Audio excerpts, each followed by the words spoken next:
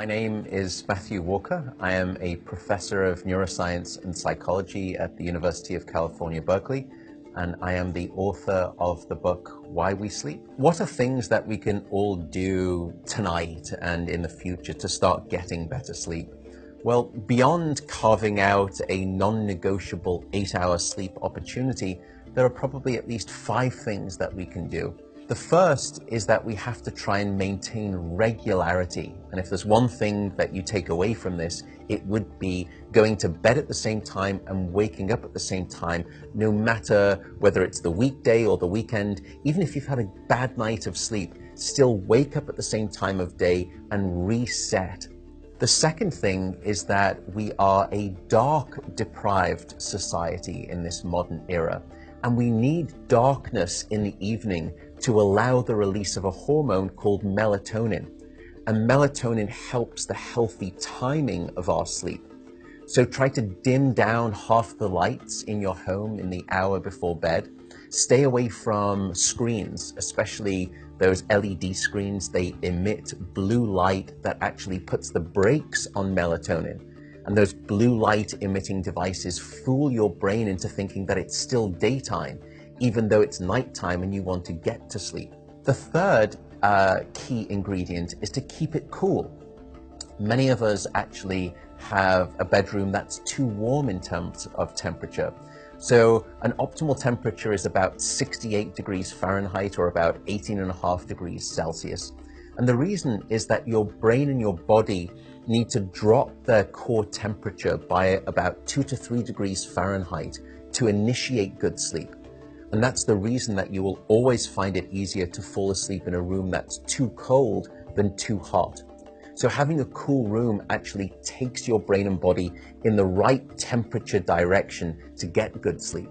The fourth critical factor is actually avoiding alcohol and caffeine. Unfortunately, this makes me deeply unpopular, but alcohol is perhaps the most misunderstood drug when it comes to sleep. People think that it helps them fall asleep. That's not actually true. Alcohol is a class of drugs that we call the sedatives. And what you're doing is just knocking your brain out. You're not putting it into natural sleep. We also know that alcohol will fragment your sleep, so you'll wake up many more times throughout the night.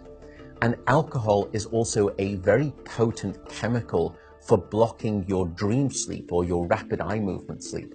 Caffeine is also a problem. Many of us know that caffeine can keep us awake. It's an alerting chemical. It's a stimulant in terms of a class of drugs.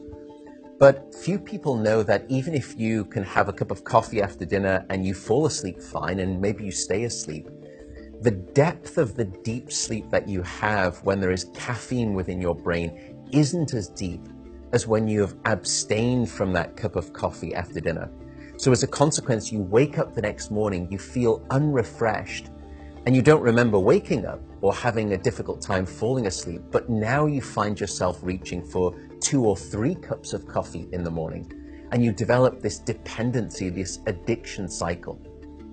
The fifth and final tip for better sleep is to not stay in bed awake. So if you haven't fallen asleep within 20 or so minutes, or you've woken up and you're finding it difficult to fall back asleep, don't stay in bed awake. The reason is that your brain very quickly starts to learn the association between your bed being about the place that you're awake rather than your bed being about sleep.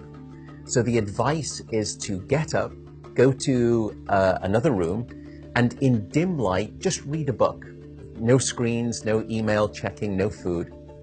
And only when you feel sleepy should you return to bed. And that way you can actually then relearn the association between your bedroom being about the place of sleep rather than being awake.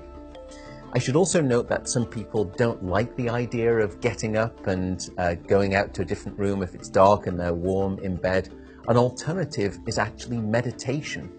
Meditation has been demonstrated in clinical trials to help people just relax the body, calm down the fight or flight branch of the nervous system that can happen when we wake up in the middle of the night and we have that Rolodex of anxiety thoughts. And by meditating, you can start to quiet the mind as well as the body, and that also helps you fall back asleep more easily.